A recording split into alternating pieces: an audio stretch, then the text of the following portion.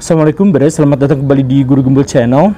Di dunia yang menerapkan demokrasi, kita akan mengenal adanya sebuah hierarki yang walaupun tidak resmi, tetapi itulah yang kemudian menggerakkan kerja politik di wilayah yang dimaksud itu.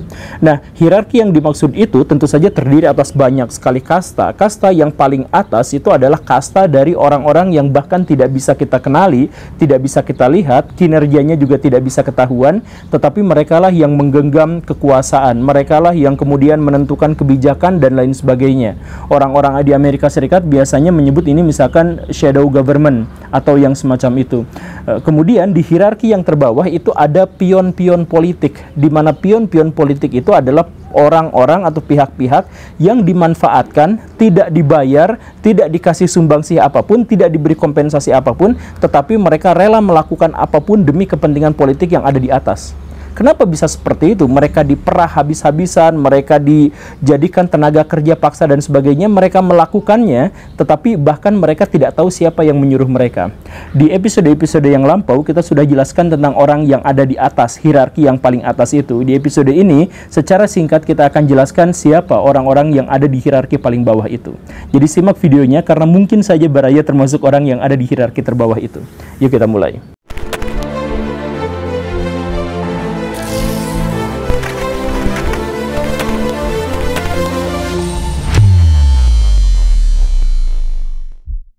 Teman saya bukan seorang yang bodoh, tetapi dia pernah mengambil sebuah keputusan yang bodoh ketika dia mengambil pinjaman dari pinjol ilegal, yang tentu saja sejak saat itu dia terjebak pada masalah ekonomi yang benar-benar menguras energinya, sampai dia hanya bisa berhasil lolos dari jeratan pinjol itu setelah dia mengeluarkan pengorbanan yang sangat luar biasa.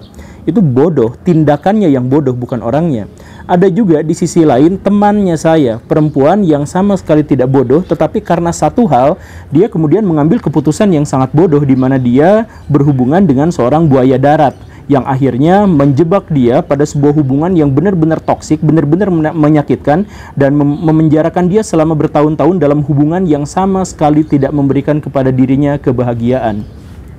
Dalam hal ini kita mengetahui bahwa tindakan-tindakan atau keputusan-keputusan yang bodoh itu tidak harus diambil oleh orang yang bodoh. Tetapi dari situ kita juga bisa melihat hal yang lain, bahwa walaupun tindakan-tindakan itu bodoh, tetapi tindakan itu bisa saja kita maklumi karena setidaknya tindakan bodoh itu sempat memberikan dia keuntungan. Jadi yang pinjam ke pinjol itu kan sempat diberikan keuntungan. Ya, walaupun keuntungan itu pada akhirnya malah menjerat dia. Perempuan teman saya yang itu, setidaknya dia sempat mendapatkan keuntungan, yaitu harapan, cinta kasih, kebahagiaan, walaupun itu semuanya sementara dan semu. Begitu kan?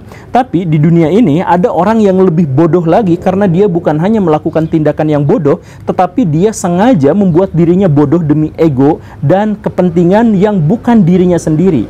Siapa orang-orang yang itu? Ya, ini tema bahasan kita ini. Jadi ceritanya gini, kemarin. Jadi video ini tuh dipicu gara-gara kemarin di kolom komentar ada sesuatu yang benar-benar bikin saya tuh marah gitu. Jadi ceritanya begini, saya tuh kan kemarin tuh jualan buku dari teman saya. Saya pikir buku itu bagus, buku itu recommended. Ya, walaupun bahasanya untuk banyak orang itu mungkin agak susah dipahami, tetapi buku itu bagus, saya rekomendasikan. Nah, tetapi di buku itu kemudian ada sebuah testimoni dari Anies Baswedan bahwa buku ini begini dan begitu dan begini dan begitu. Nah, itu kemudian di kolom komentar ada yang muncul, oh ternyata kadrun, atau ada yang muncul, oh Anies Baswedan tadinya saya mau beli tapi gara-gara ada Anies Baswedan saya nggak mau beli dan lain sebagainya. Nah, itu saya pikir itu adalah orang, saya mohon maaf, tapi dalam hal ini saya harus arahkan sebuah penjelasan bahwa orang itu adalah orang-orang yang sangat bodoh. Karena apa? Karena mereka adalah pion-pion politik yang saya sebut sebelum intro tadi itu. Pion-pion politik itu adalah bahwa mereka sama sekali tidak dibayar, mereka sama sekali tidak diberikan kompensasi apapun, tetapi mereka melakukan apapun demi agenda-agenda politik dari orang yang bahkan mereka tidak kenali. Dia bahkan rela agar mentalitasnya itu rusak, kemudian hubungan dengan temannya rusak, hubungan dengan tetangganya rusak, hubungan dengan keluarganya rusak, karena kemudian saling hujat satu sama lain gara-gara pilihan politik yang berbeda. Kan begini Baraya, sering kali saya sebutkan begini, dan ini harus saya sebutkan berulang kali, bahwa di negara demokrasi itu tidak pernah ada demokrasi yang sesungguhnya bisa dijalankan. Yang terjadi kalau misalkan ada pemilu adalah kita tidak pernah memilih satu calon tertentu untuk menjadi pemimpin, tidak pernah. Yang pernah terjadi itu adalah bahwa pemimpin-pemimpin besar atau orang-orang bermodal besar itu merekayasa kita, merekayasa publik, merekayasa rakyat agar memilih calon yang mereka sodorkan. Kan begitu rumusnya. Kita kan tidak pernah mengenal Jokowi, kita tidak pernah mengenal Anies Baswedan, kita tidak pernah mengenal Ganjar Pranowo dan sebagainya. Kita hanya mengenal mereka setelah diperkenalkan oleh partai politik yang hanya menggaungkan kebaikan-kebaikan dari mereka saja. Kan begitu. Jadi bukan kita yang memilih mereka, tetapi mereka yang merekayasa kita agar memilih calon-calon yang mereka rekomendasikan atau calon yang mereka ajukan. Kan begitu. Makanya di setiap pemilu, partai-partai politik itu mengatakan dengan semangat bahwa di Jawa Barat kami targetkan perolehan suara adalah begini-begini, di Jawa Timur kami targetkan perolehan suara adalah begini dan begini, di Sumatera kami akan dan sebagainya. Itu artinya apa? Sebenarnya kita ini adalah objek dan suara kita sebenarnya hanya digunakan untuk menjadi alat legitimasi bagi kekuasaan mereka. Kan begitu. Dan siapakah yang sesungguhnya berkuasa? Apakah calon-calon itu ketika menjadi pemimpin mereka lah yang sesungguhnya memimpin? Tidak juga, karena mereka itu sebenarnya harus bayar kompensasi kepada orang-orang yang telah memodali mereka. Kan begitu, karena demokrasi itu adalah biayanya sangat mahal, dan calon-calon yang sebelumnya kita pilih itu sebenarnya tidak memiliki cukup modal untuk bisa menggerakkan rakyat untuk memilih dirinya. Tapi ada pihak lain yang kemudian setelah berkuasa, maka pihak-pihak yang dimaksud itu tentu saja akan minta hasilnya. Kan begitu.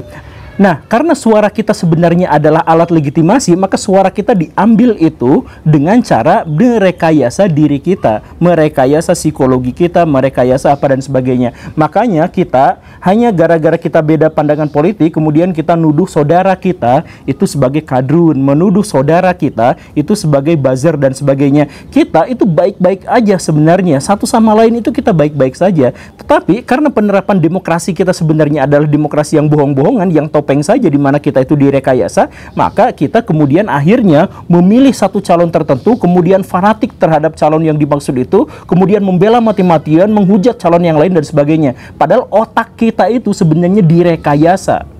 Nah, jadi siapakah orang yang paling bodoh itu? Orang yang paling bodoh itu adalah orang yang direkayasa, kemudian dia mau direkayasa seperti itu, kemudian kacau, kemudian menghujat teman-temannya hanya gara-gara perbedaan pendapat. Jadi ketika ada Anies Baswedan, orang ini kadrun karena yang benar itu adalah ini, yang satu lagi ini, berantem semuanya. Jadi akhirnya apa? Diadu domba, ribut. Yang paling diuntungkan siapa? Yang paling diuntungkan itu adalah orang-orang yang tidak terlihat, yang nitip kebijakan tadi itu. Sedangkan yang paling dirugikan siapa? Yang paling dirugikan itu adalah orang-orang yang paling bawah itu. Udah mentalnya dirusak, kepentingannya dirusak, mereka gak dibayar.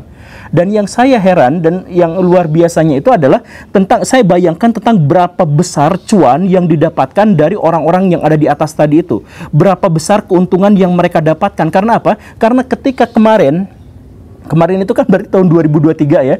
Ketika kemarin saya posting buku dan kemudian Anies Baswedannya dihujat di situ sebagai kadrun dan sebagainya, artinya politik yang terjadi di tahun 2019 itu sampai sekarang masih membekas 4 tahun pengaruhnya. Jadi 4 tahun itu belum lengser, 4 tahun itu belum sirna gitu. Bahkan ketika pimpinan-pimpinannya sudah bersatu di pemerintahan, ternyata orang-orang bawahnya itu pasti masih terjebak pada ini kadrun, ini cebong, ini buzzer, ini kampret, ini apa dan sebagainya, masih terjebak pada yang seperti itu. Berarti rekayasa mereka itu kuat, dan rekayasa itu bahkan nyaris tidak mengeluarkan biaya apapun. Karena orang yang saling bermusuhan, kita anak-anak bangsa yang saling bermusuhan, yang diadu domba, itu sama sekali nggak dibayar. Kita yang bayar mereka. Pas kampanye kita langsung ikutan ke teman-teman, udah milih ini aja gitu ya. Padahal kita nggak dibayar. Kita beli kaosnya, kita datang ke kampanyenya dan sebagainya. Kan kalau misalkan orang-orang kampung, misalkan pilih presiden ini nanti dikasih 20.000 gitu kan, itu orang-orang kampung itu bodoh dalam tanda kutip. Karena apa? Karena rela menjual suaranya. Tapi setidaknya mereka lebih pintar sedikit karena mereka dibayar. Nah, kita ini orang-orang yang tadi itu gak dibayar, tapi mereka fanatik luar biasa pada orang-orang yang telah merekayasanya. Padahal setelah orang-orang yang naik di situ itu, ya korupsinya tetap ada, sistemnya tetap jeblok, apa-apanya tetap buruk gitu kan. Jadi keuntungan buat orang itu yang dimaksud itu apa? Ya gak ada sama sekali. Makanya saya bilang ini adalah pion-pion politik yang paling bodoh di antara semuanya. Video ini saya buat karena saya tuh kesal gitu, karena kemarin itu ternyata subscriber saya ada yang masih pola pikirnya tuh seperti itu gitu. Kalau pola pikir dari subscriber fanatiknya Cokro TV ya gak apa-apa, emang mereka mah gitu semua gitu. ya mungkin ada afiliasi politik dengan ini tertentu, atau mereka itu adalah underbow dari kepentingan politik tertentu, ya mungkin kita semua sudah bisa menduga itu. Tapi ini dimana saya itu mencoba mengajak Baraya untuk bernalar secara lebih rasional, kemudian berlogika dalam segala hal dan sebagainya, ternyata masih ada orang-orang yang seperti itu gitu. Di channel ini nongkrongin guru gembul, ada pesawat lewat, udah tuh ya kan jadi kesel, udah kan jadi kesel.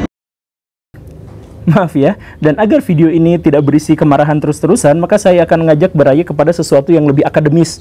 Ini untuk kedewasaan berpolitik kita gitu ya. Jadi begini Baraya, kalau misalkan Baraya mau masuk ke dunia sosiologi, maka di awal-awal bab Baraya akan diperkenalkan dengan hal-hal yang sederhana. Misalkan konsep status dan peran. Apa yang dimaksud dengan status dan apa yang dimaksud dengan peran?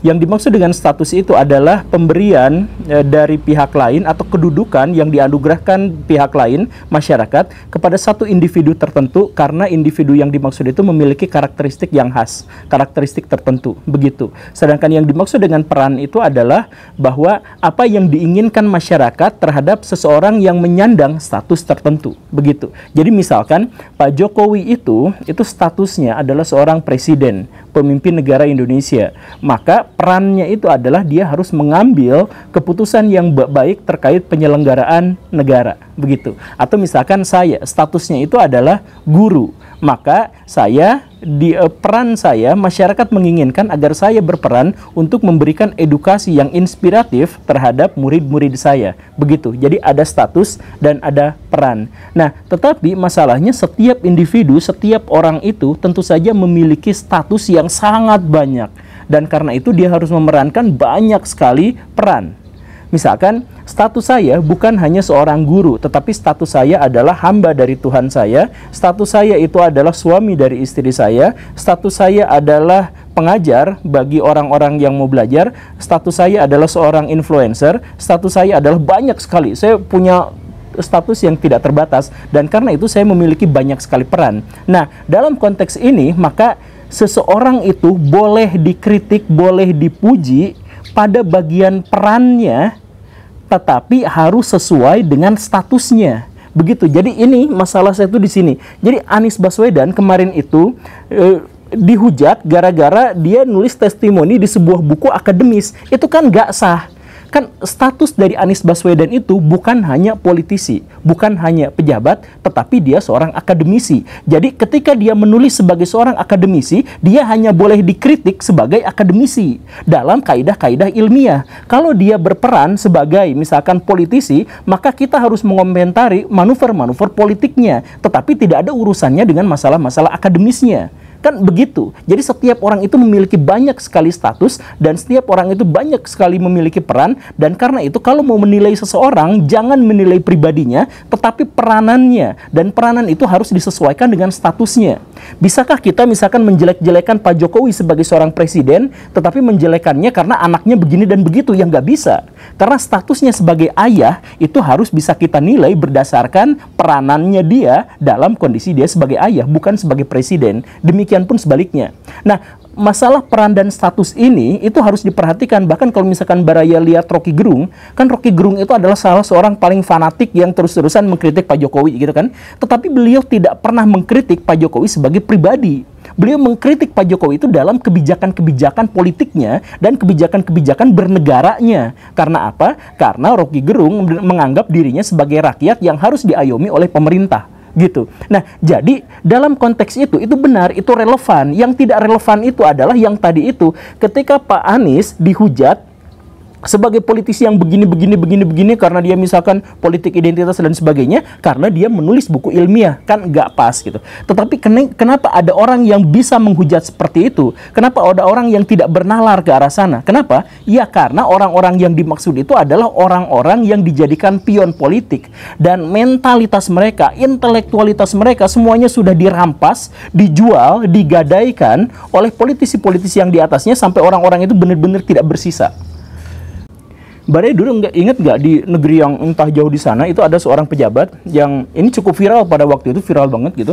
Seorang pejabat yang berpidato karena ingin mempertahankan kekuasaannya karena dia mau lengser dan ada banyak sekali calon dan dia pengen mengajukan dirinya lagi. Maka dalam masa jabatannya itu dia kampanye atau dia menyisipkan kampanye. Dia katakan supaya wahai masyarakat di Indonesia, kalian semua itu harus makan pakai sendok ya. Ingat, harus makan pakai sendok.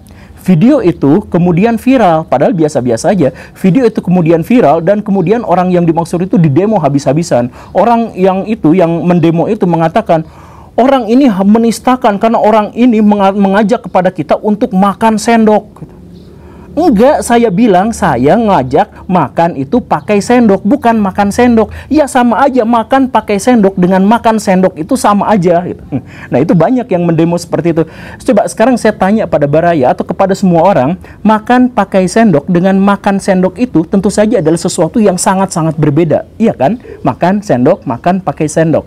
Tetapi karena orang-orang ada yang dibutakan oleh kekuasaan politik, ada orang-orang yang sudah dicengkeram oleh kekuatan yang tidak pernah mereka ketahui siapa yang bosnya, siapa yang mengendalikan mereka, mereka tidak kenal, maka ada jutaan orang yang bergerak, yang mengatakan bahwa makan sendok itu sama seperti makan pakai sendok. Orang ini telah mengajak kita makan sendok, ayo kita lengserkan dia dari jabatannya, dan lain sebagainya. Nah, di dunia demokrasi wajar kalau misalkan ada orang-orang dalam jumlah yang sangat besar sekalipun dikerahkan padahal mereka tidak bisa bernalar dengan baik, bahkan mereka tidak tahu siapa yang mendorong mereka melakukan seperti itu. Maka dari itu saya mohon menjelang pemilu ini jangan terjebak pada orang-orang yang seperti itu, jangan fanatik. Kalau Baraya milih Pak Anies Baswedan, dia itu adalah pribadi yang baik, saya yakinkan beliau adalah pribadi yang baik. Kalau misalkan ada Pak Ganjar Pranowo, beliau itu adalah pribadi yang baik, sejauh yang kita ketahui beliau adalah pribadi yang baik dan sebagainya. Nah, lihat orang itu berdasarkan statusnya, jangan kemudian terjebak pada agenda-agenda politik yang akhirnya merusak, bahwa Anies Baswedan jelek dalam semua hal, Jokowi jelek dalam semua hal, ini jelek dalam semua hal dan sebagainya. Kita harus menghargai mereka sebagai putra-putra terbaik bangsa. Kita hanya boleh menghujat, kita hanya boleh mengkritik, kita hanya boleh memberi saran pada kebijakannya, pada hal-hal yang berhubungan dengan eksistensialismenya, bukan esensinya sebagai pribadi dan makhluk Tuhan. Semoga dipahami ya. Terima kasih karena sudah menyimak. Saya Guru Gembul, pamit. Assalamualaikum warahmatullahi wabarakatuh.